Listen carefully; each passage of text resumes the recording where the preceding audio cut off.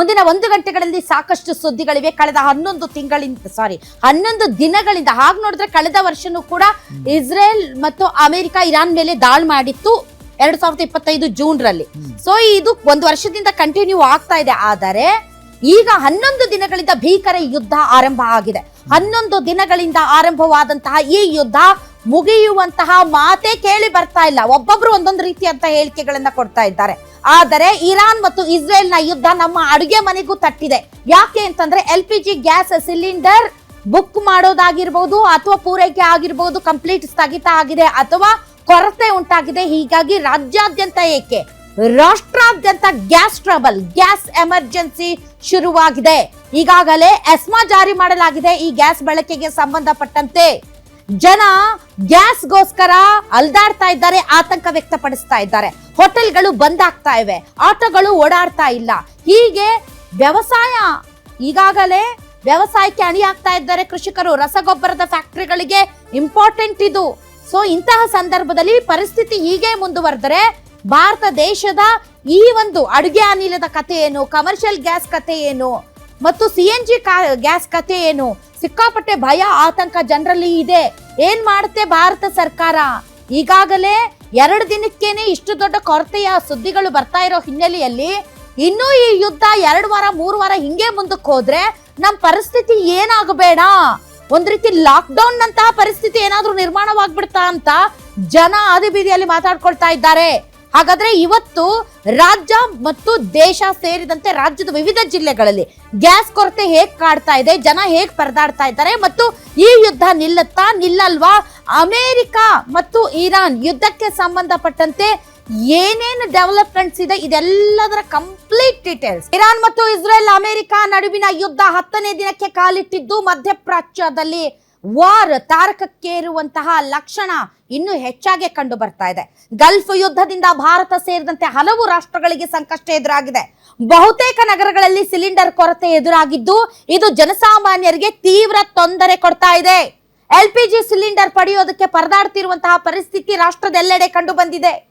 Commercial cylinder ಸಿಗದೆ ಹೋಟೆಲ್ಗಳು ಬಂದ್ ಆಗುವಂತಹ ಪರಿಸ್ಥಿತಿ ಬಂದಿದೆ. ಹೋಟೆಲ್ ಉದ್ಯಮವನ್ನೇ ನಂಬಿಕೊಂಡು ಬದುಕು ಸಾಗಿಸ್ತಾ ಇರೋ ಅದೆಷ್ಟೋ ಜನರ ಬದುಕು ದುಸ್ತರವಾಗಿದೆ. ಅದಷ್ಟೇ ಅಲ್ಲದೆ ಗೃಹ ಬಳಕೆಯ ಸಿಲಿಂಡರ್ ಅನ್ನ ಕೇವಲ 24 ದಿನಗಳಿಗಾಗುವಷ್ಟು ಸ್ಟಾಕ್ ಇದ್ದು ವಾರ್ ನಿಲ್ಲದೆ ಇದ್ದರೆ ಏನಾಗಲಿದೆ ಅನ್ನುವಂತ ಆತಂಕ ಪ್ರತಿಯೊಬ್ಬರನ್ನು ಕೂಡ ಕಾಡಲಾರಂಭಿಸಿದೆ.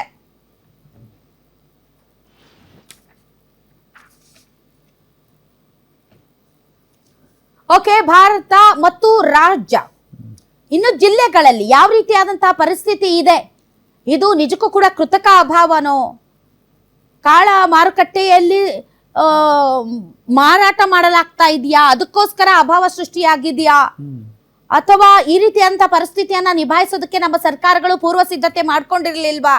ಯಾವ ಪೂರ್ವ ಸಿದ್ಧತೆ ಇದ್ರೂ ಕೂಡ ಈ ಒಂದು ಕ್ರೈಸಿಸ್ ನಲ್ಲಿ ಏನೂ ಮಾಡಕ್ಕಾಗದೆ ಇರುವಂತಹ ಅಸಹಾಯಕ ಪರಿಸ್ಥಿತಿಗೆ ನಾವೆಲ್ಲರೂ ಬಂದ್ಬಿಟ್ಟಿದೀವಾ?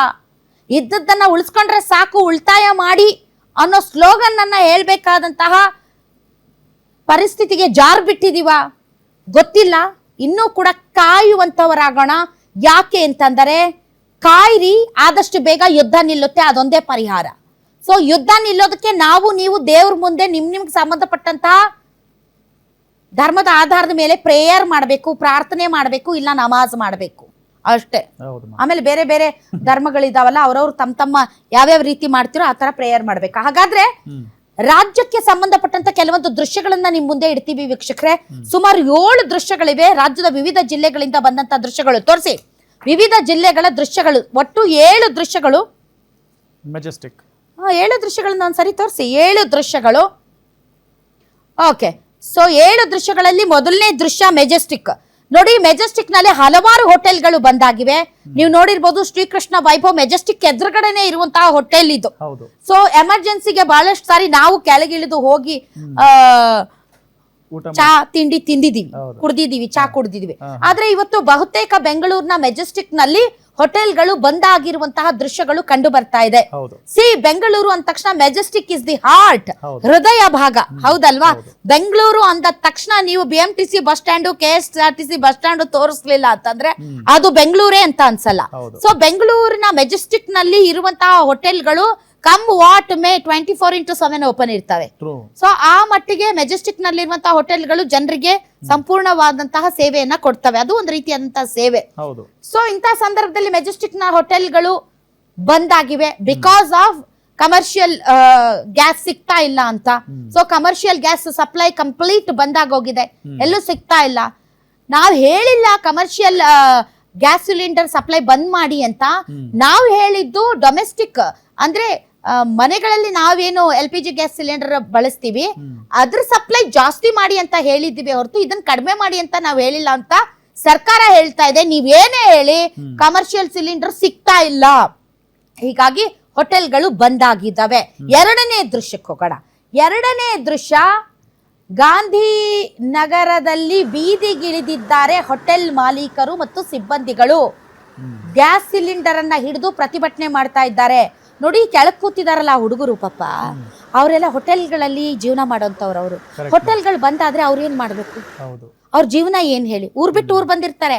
ಹೋಟೆಲ್ ಅಲ್ಲಿ ಯಾವ್ದೋ ಒಂದು ರೂಮ್, ಅದು ರೂಮ್ ನೋಡ್ಬೇಕು ಪಾಪ. ಅವರು ಗ್ರೇಟ್ ಅವರು.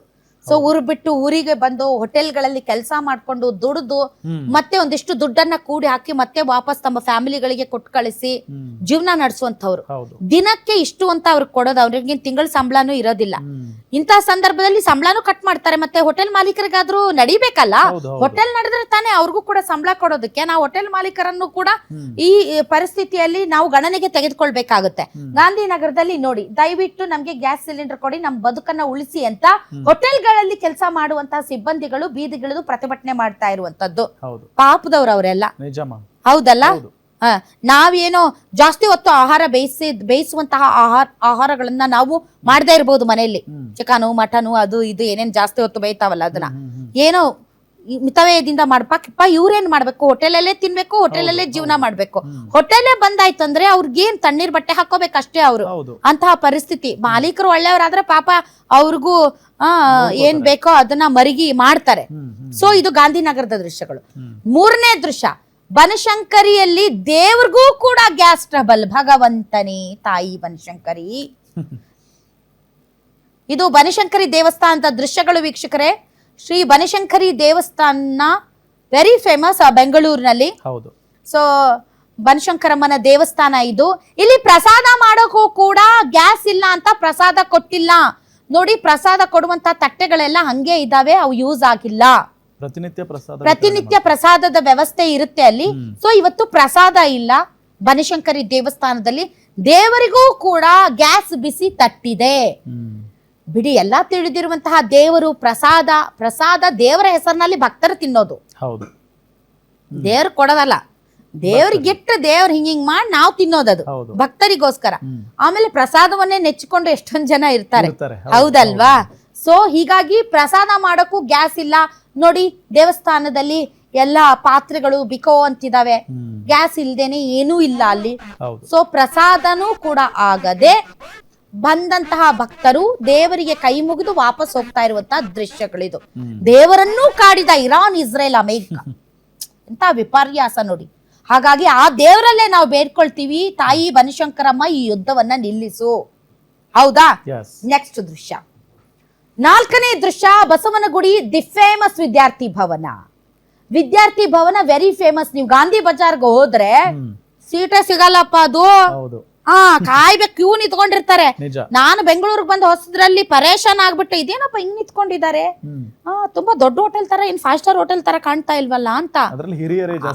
ಹಿರಿಯರು, ಅದು ಒಂದು ಬ್ರ್ಯಾಂಡ್, ಅದೊಂದು ಬ್ರ್ಯಾಂಡ್. ಮತ್ತೆ ಅಲ್ಲಿಯೂ ಕೂಡ ಶುಚಿಯಲ್ಲಿ ಕಾಂಪ್ರಮೈಸ್ಡೇ ಇಲ್ಲ ವಿದ್ಯಾರ್ಥಿ ಭವನ. ಅದು ಒಂದು ರೀತಿ ಬೆಂಗಳೂರಿನ ಹಿರಿಮೆ ಗರಿಮೆಯನ್ನ ಹೆಚ್ಚಿಸ್ತಾ ಇರುವಂತಹ ವಿದ್ಯಾರ್ಥಿ ಭವನ. ಆ ವಿದ್ಯಾರ್ಥಿ ಭವನ no gas no dosa.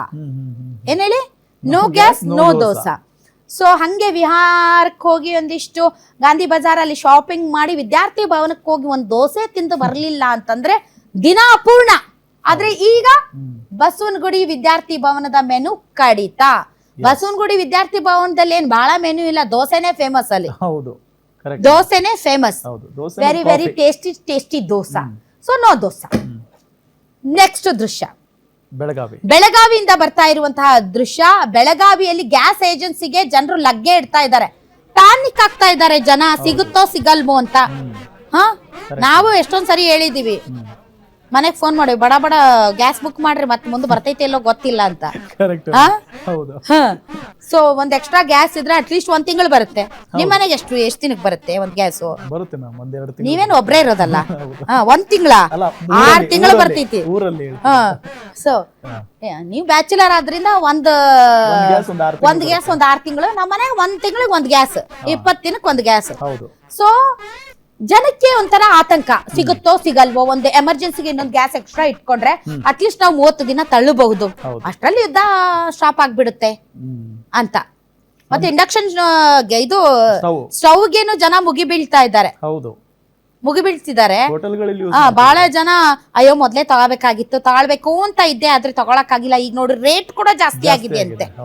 So ಬೇಡಿಕೆ ಜಾಸ್ತಿ ಆಗಿದೆ, ಸೊ ರೇಟ್ ಕೂಡ ಜಾಸ್ತಿ ಆಗಿದೆ.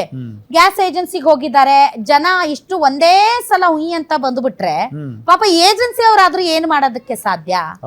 ಅವ್ ಸ್ಟಾಕ್ ಇರ್ಬೇಕಲ್ಲ ಅವ್ರಿಗೆ.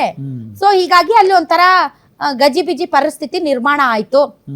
ಅದ್ರ ಮಧ್ಯೆ ಏನೋ ಇಂಟರ್ನೆಟ್ ಸರಿಯಾಗಿ ವರ್ಕ್ ಆಗ್ತಾ ಇರ್ಲಿಲ್ಲ ಅಂತ ಏಜೆನ್ಸಿಯಲ್ಲಿ, ಜನಕ್ಕೆ ಅದಕ್ಕೊಂದಿಷ್ಟು ಸಿಟ್ಟು.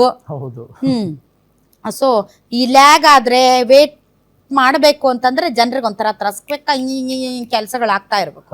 ಸೊ ಹಿಂಗಾಗಿ ಇದು ಬೆಳಗಾವಿ ದೃಶ್ಯ. ನೆಕ್ಸ್ಟ್ ಕಲಬುರ್ಗಿ ದೃಶ್ಯ. ಕಲಬುರ್ಗಿಯಲ್ಲಿ CNG ಸಿಗದೆ ಆಟೋ ಚಾಲಕರು ಕೂಡ ಪರದಾಟ ನಡೆಸ್ತಾ ಇರುವಂತಹ ದೃಶ್ಯಗಳು ಇವು.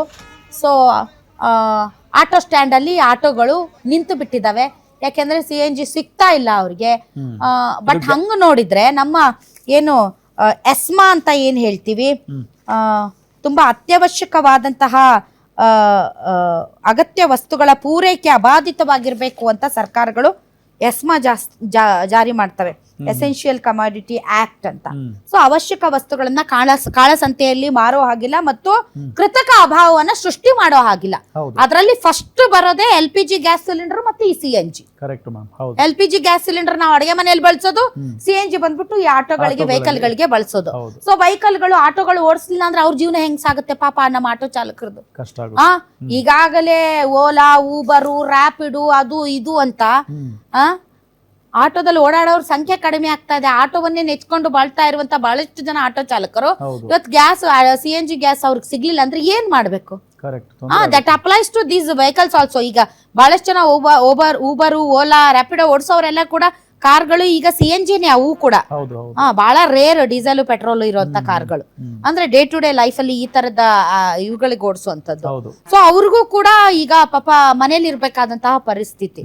ನನ್ಗೆ ಒಂಥರ ಲಾಕ್ ಡೌನ್ ನ ಪರಿಸ್ಥಿತಿ ಅಲ್ಲ, ಹಂಗ್ ಬರ್ಬಾರ್ದು. ದೇವ್ರ ದಯದಿಂದ ಎಂದು ಕೂಡ ಈ ಲಾಕ್ ಡೌನ್ ಅನ್ನೋ ದರಿದ್ರನೇ ಬರ್ಬಾರ್ದು. ಯಾಕೆ ಅಂತಂದ್ರೆ ಮೊನ್ನೆ ಒಂದ್ ಪಿಕ್ಚರ್ ನೋಡ್ತಾ ಇದ್ದಪ್ಪ, ಪಪ್ಪಿ ಅಂತ ಒಂದ್ ಪಿಕ್ಚರ್, ನಮ್ ನಾರ್ತ್ ಕರ್ನಾಟಕದ ಹುಡುಗರು ಮಾಡಿರುವಂತಹ ಸಿನಿಮಾ ಅದು. ಅದ್ರಲ್ಲಿ ನೋಡ್ತಾ ಇದ್ದೆ ಪಾಪ ಯಾವ ರೀತಿ ಗುಲ್ಬರ್ಗಾದಿಂದ ಗುಳೆ, ರಾಯಚೂರಿಂದ ಗುಳೆ ಬಂದಂತಹ ಜನ ಬೆಂಗಳೂರಲ್ಲಿ ಕೊರೋನಾ ಬಂದ ಟೈಮಲ್ಲಿ ಎಷ್ಟು ಸಫರ್ ಆದ್ರು, ಎಷ್ಟು ಪರದಾಡಿದ್ರು. ಅಪ್ಪ ತುಂಬಾ ಚೆನ್ನಾಗಿ ಕಟ್ಕೊಟ್ಟಿದ್ದಾರೆ ಆ ಪಪ್ಪಿ ಅನ್ನುವಂತ ಸಿನಿಮಾ, ಭಾರಿ ಅದ್ಭುತವಾಗಿದೆ ಅದು.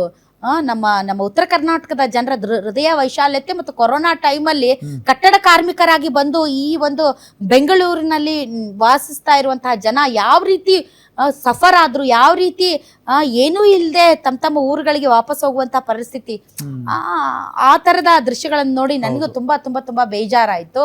ಸೊ ಲಾಕ್ ಡೌನ್ ಅಂತಹ ಪರಿಸ್ಥಿತಿ ಬರ್ಬಾರ್ದು ದೇವ್ರ ದಯದಿಂದ, ಹಂಗ ಅನ್ಸತ್ತ ಅಷ್ಟೇ.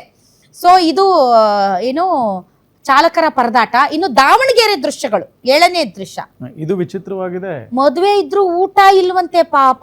ಅಯ್ಯೋ ಭಗವಂತನೇ, ನೀವೇ ಗ್ಯಾಸ್ ಸಿಲಿಂಡರ್ ತಗೊಂಡ್ಬನ್ನಿ ಅಂತ. ಮತ್ತಿನ್ನೇನ್ ಮಾಡ್ತಾರ ಅವರು, ಎಲ್ಲಿಂದ ತರ್ತಾರೆ?